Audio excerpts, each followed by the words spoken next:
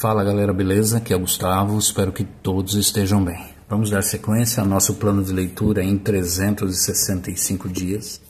Continuamos atrasados. Hoje eu vou fazer a leitura aqui do dia 12 de maio, que é o nosso 12º dia. E vamos lá, vamos dar andamento. Então aqui a gente começa em 1 Samuel 12:1 até 13:23.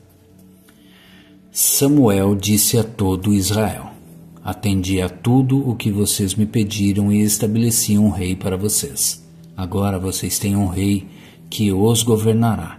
Quanto a mim, estou velho e de cabelos brancos, e meus filhos estão aqui com vocês. Tenho vivido diante de vocês desde a minha juventude até agora. Aqui estou. Se tomei um boi ou um jumento de alguém, ou se explorei ou oprimi alguém, ou se das mãos de alguém aceitei suborno, fechando os olhos para a sua culpa, testemunhem contra mim na presença do Senhor e do seu ungido. Se alguma dessas coisas pratiquei, eu farei restituição. E responderam: Tu não nos exploraste, nem nos oprimiste. Tu não tiraste coisa alguma das mãos de ninguém. Samuel lhes disse: O Senhor é testemunha diante de vocês, como também o seu ungido é hoje testemunha, de que vocês não encontraram culpa alguma em minhas mãos. E disseram: Ele é testemunha.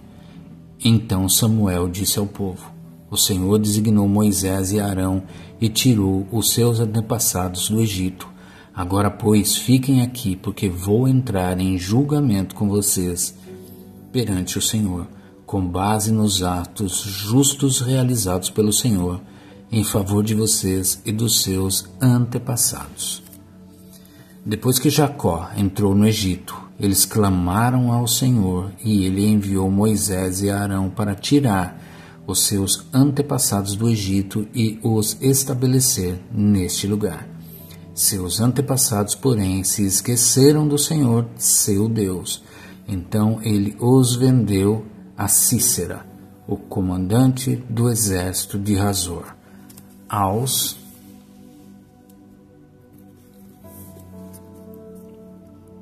filisteus e ao rei de Moabe, que lutaram contra eles. Eles clamaram ao Senhor, dizendo: Pecamos, abandonando o Senhor e prestando culto aos Baalins e aos postes sagrados.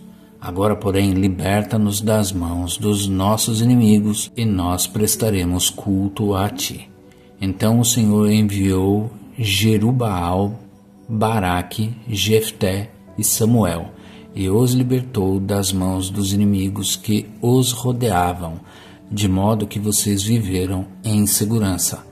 Quando, porém, vocês viram que Naás, rei dos Amonitas, estava avançando contra vocês, me disseram: Não, escolha um rei para nós, embora o Senhor, o seu Deus, fosse o rei. Agora, aqui está o rei que vocês escolheram, aquele que vocês pediram, o Senhor deu um rei a vocês. Se vocês temerem, servirem, obedecerem ao Senhor e não se rebelarem contra suas ordens, e se vocês e o rei que reinar sobre vocês seguirem o Senhor, o seu Deus, tudo irá bem a vocês. Todavia, se vocês desobedecerem ao Senhor e se rebelarem contra o seu mandamento, sua mão se oporá a vocês da mesma forma como se opôs aos meus antepassados. Agora, preparem-se para ver este grande feito que o Senhor vai realizar diante de vocês. Não estamos na época da colheita do trigo. Pedirei ao Senhor que envie trovões e chuva para que vocês reconheçam que fizeram o que o Senhor reprova totalmente quando pediram um rei. Então Samuel clamou ao Senhor, e naquele mesmo dia o Senhor enviou trovões e chuva. E assim todo o povo temeu grandemente ao Senhor e a Samuel. E todo o povo disse a Samuel: Ora ao Senhor, o teu Deus, em favor dos teus servos, para que não morramos, pois a todos os nossos pecados acrescentamos o mal de pedir um rei. Respondeu Samuel: Não tenham medo. De fato, vocês fizeram todo esse mal. Contudo, não deixem de seguir o Senhor, mas sirvam ao Senhor de todo o coração. Não se desviem para seguir ídolos inúteis, que de nada valem nem podem livrá-los, pois são inúteis. Por causa de seu grande nome, o Senhor não os rejeitará, pois o Senhor teve prazer em torná-los o seu próprio povo, e longe de mim esteja a pecar contra o Senhor, deixando de orar por vocês. Também ensinarei a vocês o caminho que é bom e direito. Somente temam ao Senhor e sirvam a Ele fielmente de todo o coração, e considerem as grandes coisas que Ele tem feito por vocês. Todavia, se insistirem em fazer o mal, vocês e o seu rei serão destruídos. Saul tinha 30 anos de idade quando começou a reinar e reinou sobre Israel 42 anos. Saul escolheu 3.000 homens de Israel, 2.000 ficaram com ele em Micmas e nos montes de Betel, e 1.000 ficaram com Jonatas em Gibeá de Benjamim.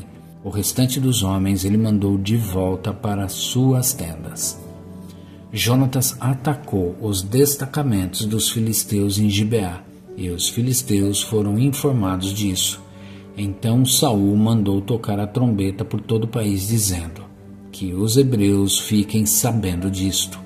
E todo Israel ouviu a notícia de que Saul tinha atacado o destacamento dos filisteus, atraindo o ódio dos filisteus sobre Israel. Então os homens foram convocados para se unirem a Saul em Gilgal. Os filisteus reuniram-se para lutar contra Israel com 3.000 carros de guerra, 6.000 condutores de carros e tantos soldados quanto a areia da praia. Eles foram a Micmas, a leste de Bet-Aven, e lá acamparam. Quando os soldados de Israel viram que a situação era difícil e que seu exército estava sendo muito pressionado, esconderam-se em cavernas e buracos, entre as rochas e em poços e cisternas. Alguns hebreus até atravessaram o Jordão para chegar à terra de Gade e de Gileade. Saul ficou em Gilgal e os soldados que estavam com ele tremiam de medo. Ele esperou 7 dias, o prazo estabelecido por Samuel, mas este não chegou a Gilgal, e os soldados de Saul começaram a se dispersar, e ele ordenou: tragam-me o holocausto e os sacrifícios de comunhão. Saul então ofereceu o holocausto. Quando terminou de oferecê-lo, Samuel chegou e Saul foi saudá-lo. Perguntou-lhe Samuel: o que você fez?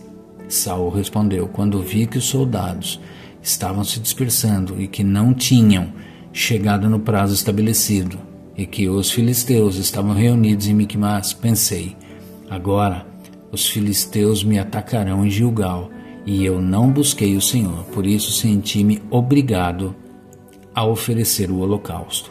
Disse Samuel: você agiu como tolo, desobedecendo ao mandamento que o Senhor, o seu Deus, deu a você. Se tivesse obedecido, ele teria estabelecido para sempre o seu reinado sobre Israel. Mas agora o seu reinado não permanecerá. O Senhor procurou um homem segundo o seu coração e o designou líder de seu povo, pois você não obedeceu ao mandamento do Senhor. Então Samuel partiu de Gilgal e foi a Gibeá de Benjamim, e Saul contou os soldados que estavam com ele. Eram cerca de 600. Saul e seu filho Jonatas, acompanhados de seus soldados, ficaram em Gibeá de Benjamim, enquanto os filisteus estavam acampados em Micmas. Uma tropa de ataque saiu do acampamento filisteu em 3 divisões. Uma foi em direção a Ofra, nos arredores de Sual, outra em direção a Bet-Horon, e a terceira em direção à região fronteiriça, de onde se avista o vale de Zeboim, diante do deserto. Naquela época não havia nem mesmo um único ferreiro em toda a terra de Israel, pois os filisteus não queriam que os hebreus fizessem espadas e lanças. Assim, eles tinham que ir aos filisteus para afiar os seus arados, enxadas, machados e foices. O preço para afiar rastelos e enxadas era 8 gramas de prata e 4 gramas de prata para afiar tridentes, machados e pontas de aguilhadas. Por isso, no dia da batalha, nenhum soldado de Saul e Jonatas tinha espada ou lança nas mãos, exceto o próprio Saul e seu filho Jonatas. Aconteceu que um destacamento filisteu foi para o desfiladeiro de Micmas. Dando sequência, livro de João 7, de 1 a 30. Depois disso, Jesus percorreu a Galiléia, mantendo-se deliberadamente longe da Judéia, porque ali os judeus procuravam tirar-lhe a vida. Mas, ao se aproximar a festa judaica das cabanas, os irmãos de Jesus lhe disseram: você deve sair daqui e ir para a Judéia, para que os seus discípulos possam ver as obras que você faz. Ninguém que deseja ser reconhecido publicamente age em segredo. Visto que você está fazendo estas coisas, mostre-se ao mundo. Então Jesus lhes disse: para mim ainda não chegou o tempo certo. Para vocês qualquer tempo é certo. O mundo não pode odiá-los, mas a mim odeia porque dou testemunho de que o que ele faz é mal. Vocês vão à festa. Eu ainda não subirei a esta festa, porque para mim ainda não chegou o tempo apropriado. Tendo dito isto, permaneceu na Galiléia. Contudo, depois que os seus irmãos subiram para a festa, ele também subiu. Não abertamente, mas em segredo.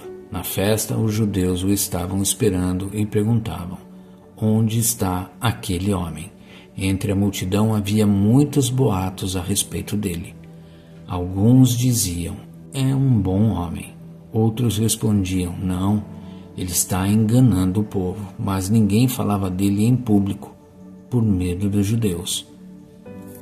Quando a festa estava na metade, Jesus subiu ao templo e começou a ensinar. Os judeus ficaram admirados e perguntaram: como foi que este homem adquiriu tanta instrução, sem ter estudado? Jesus respondeu: o meu ensino não é de mim mesmo, vem daquele que me enviou. Se alguém decidir fazer a vontade de Deus, descobrirá se o meu ensino vem de Deus ou se falo por mim mesmo. Aquele que fala por si mesmo busca a sua própria glória, mas aquele que busca a glória de quem o enviou, este é verdadeiro.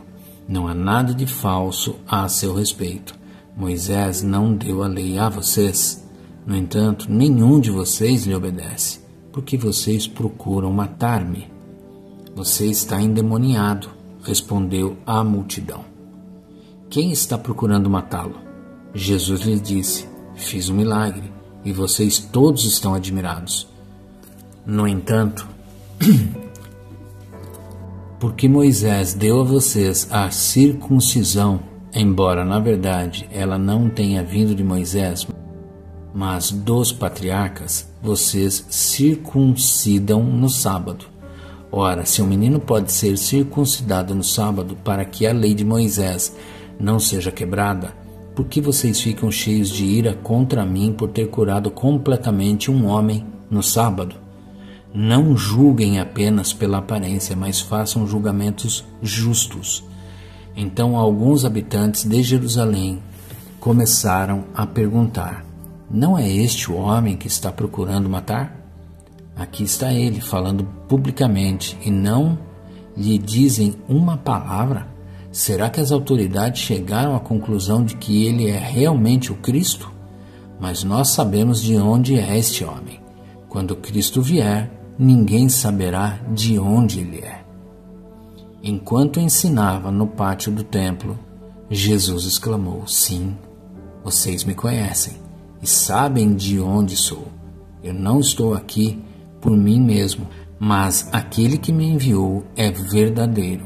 Vocês não o conhecem, mas eu o conheço porque venho da parte dele, e ele me enviou. Então tentaram prendê-lo, mas ninguém lhe pôs as mãos, porque a sua hora ainda não havia chegado. Sequência em Salmos 108, de 1 a 13.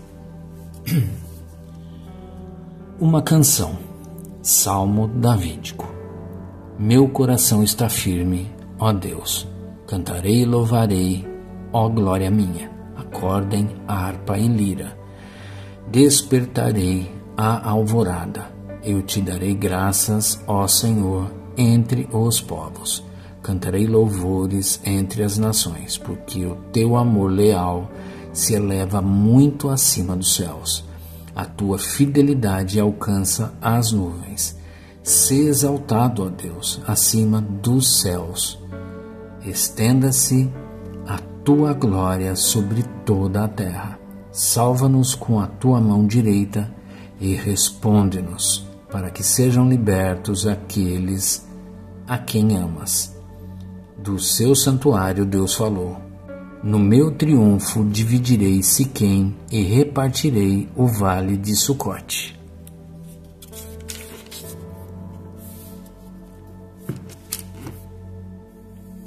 Gileade me pertence e Manassés também.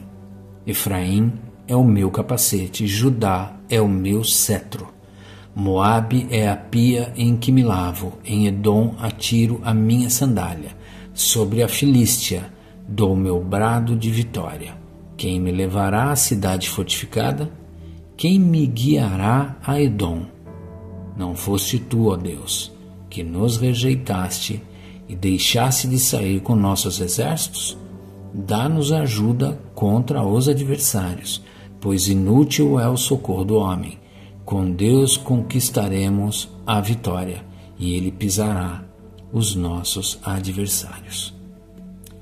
Provérbios 15:4. O falar amável é árvore de vida, mas o falar enganoso esmaga o espírito. E é isso, gente. Chegamos ao final do nosso 12º dia de leitura.